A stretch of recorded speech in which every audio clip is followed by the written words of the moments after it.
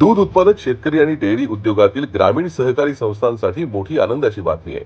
नरेंद्र मोदींच्या नेतृत्वातील केंद्र सरकारनं दूध आणि दुग्ध उत्पादक पदार्थांवरील जीएसटी मोठ्या प्रमाणात कमी केली आहे। यामध्ये दूध आणि चीज यांच्यावरील जीएसटी 0% करण्यात आलाय, तर लोणी, तूप आणि इतर दुधाच्या पदार्थांवरील जीएसटी 12%वरून 5% इतका कमी करण्यात आलाय। यामुळे दूध आणि दुग्धजन्य पदार्थांची मागणी आणि विक्री वाढणार आहे। यासोबतच नॅशनल डेअरी डेव्हलपमेंट बोर्डानं आनंद, गुजरात इथे रेडी टू यूज कल्चर म्हणजेच दही, लस्सी, ताक आणि चीज तयार करण्यासाठी लागणारे बॅक्टेरियल ब्रेन्सचं उत्पादन सुरू केलंय। त्यामुळे डेन्मार्क आणि इतर युरोपीय देशांवरील आपलं अवलंबित्व संपेल।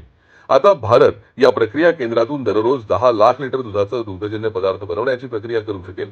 लवकरच ही क्षमता 20 लाख लिटर इतकी करण्याची सरकारची तयारी आहे। याचा सरळ फायदा शेतकरी, दूध प्रक्रिया करणाऱ्या ग्रामीण सहकारी संस्था, महिला गट, स्वयंसहायता गट यांना होणार आहे। दुधाच्या उत्पादनात अग्रेसर असलेला भारत देश जागतिक स्पर्धेत आत्मनिर्भर होण्याच्या दिशेने पावलं टाकतोय।